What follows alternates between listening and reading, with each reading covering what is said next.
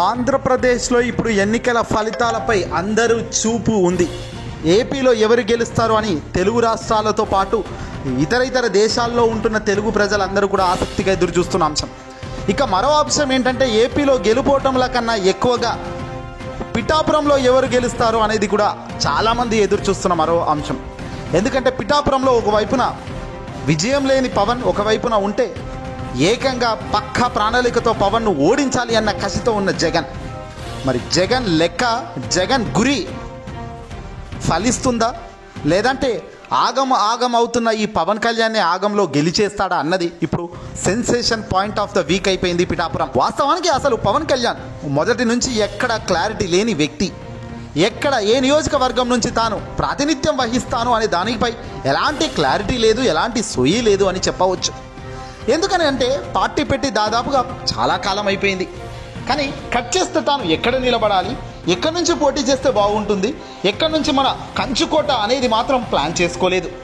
పైగా ప్రజల వద్దకు వచ్చి మాత్రం చాలా అమాయకంగా మాటలు మాట్లాడడం మాత్రం ఆయన చేస్తుంటాడు. కానీ ఇక్కడ వేరే జగన్మోహన్ రెడ్డి గారు ఎక్కడ ఏది చేసినా సోషల్ ఇంజనీరింగ్తో ముందుకెళ్తాడు. అక్కడ ఉన్న వాళ్ళ ప్రజల ఆలోచనలు ఎలా ఉన్నాయి, ఎటువైపు ప్రజానిక మొగ్గు చూపే ఆస్కారం ఉంది అనే దానిపై చూసే వాళ్ళకు తగ్గినట్టుగానే ఇక్కడ లీడర్ను నెలకొల్పడంలో జగన్ మార్క్ మనం చూస్తూనే ఉన్నాము గడిచిన 5-10 ఏళ్ళగా.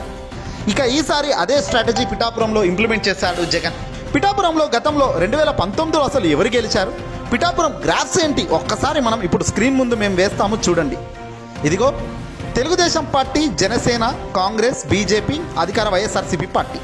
2019లో గెలిచిన పార్టీ వైఎస్ఆర్సీపీ పార్టీ 45.3% ఓట్ షేర్తో అధికారంలోకి ఇక్కడ అధికారం సాధించింది పిఠాపురంలో.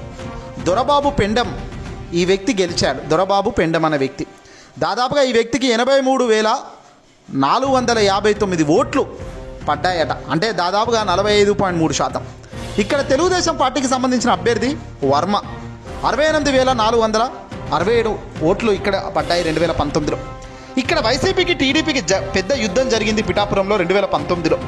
కేవలం ఓటు షేర్ ఎంత అని చూస్తే మాత్రం వైసీపీకి 45.3% పిఠాపురంలో అప్పుడు వస్తే దొరబాబు పెండెంకు, ఇక వర్మకు 37.1% వచ్చింది.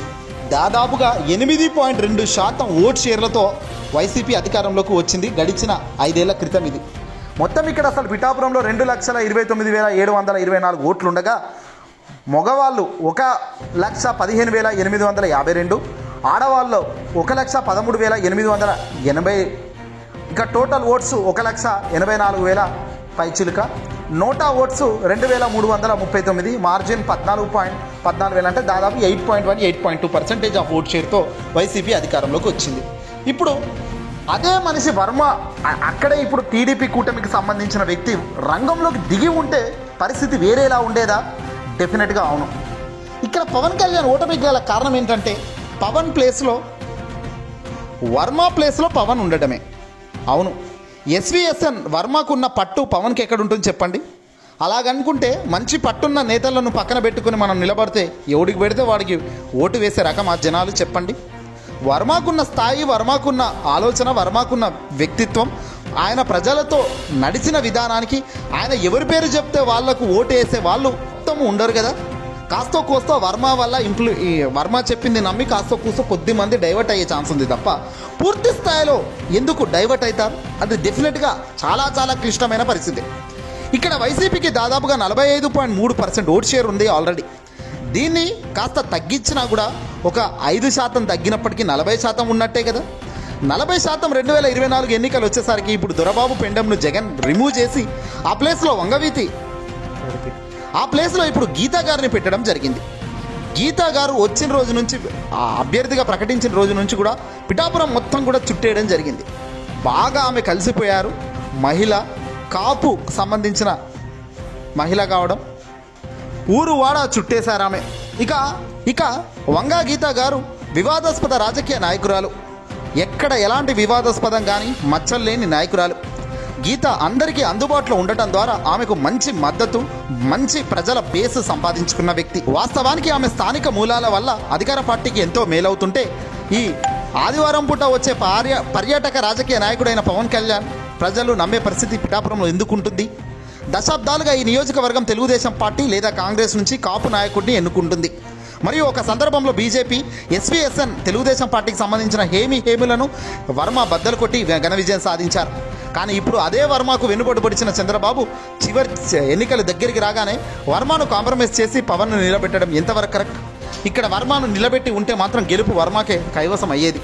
కానీ ఇక్కడ వర్మను కాకుండా వేరే ఇతర వర్మ ప్లేస్లో ఇతర వ్యక్తులను పెట్టడమే ఇక్కడ పెద్ద మైనస్ పాయింట్ అయిపోయింది. మరి ఈ మైనస్ పాయింట్ ప్లస్ అవుతుంది అనుకుంటున్న పవన్ ఏ లెక్క ప్రకారం అన్నది ఎవరికీ తెలియడం లేదు. ఇదంతా కాదు, జగన్ పెట్టిన పిఠాపురం గురి బ్రహ్మాండంగా సక్సెస్ అవుతుంది. ఓట్ షేర్లు ఇవన్నీ పక్కన పెడితే వంగా గీత గారు కనీసం 20,000 మెజార్టీతో పక్కాగా గెలుస్తారని మాత్రం నియోజకవర్గ ప్రజలు చెబుతున్నమాట. గీతా గారికే చాలామంది ఓటేశారు.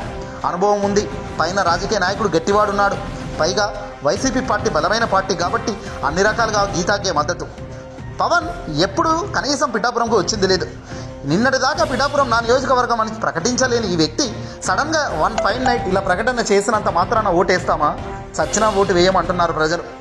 గాజువాక అయిపోయింది, భీమవరం అయిపోయింది, ఇప్పుడు వచ్చావా నాయనా అంటూ మరికొందరు కామెడీ చేస్తున్నారు. వాస్తవానికి ఎన్నికలు వచ్చిన ప్రతిసారి ఒక్కొక్క నియోజకవర్గం ఇలా ఏరుకుంటూ పోతే 1000 సంవత్సరాలు బతికి ఉన్న బహుశా రాజకీయ నాయకుడిగా ఒక విజయం సాధించలేవు ఎమ్మెల్యేగా. మరి ఈ స్థాయి ఈ సోయి లేని ఈ పార్టీకి సంబంధించిన అధినేతగా ఉంటున్న పవన్ కళ్యాణ్కు కనీసం తన నిలబడ్డ నియోజకవర్గం నుంచే పట్టులేదు.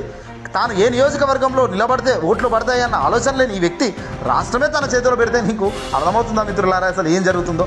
ఇలాంటి అవగాహన లేని వ్యక్తులను అసలు దగ్గర రానివ్వకూడదు. వచ్చినా కూడా పెద్దగా ఆదరించాల్సిన అవసరం కూడా ఉండకూడదు. సినిమాలు చూడండి, ఎంజాయ్ చేయండి, కానీ రాజకీయం మాత్రం వద్దు బాస్.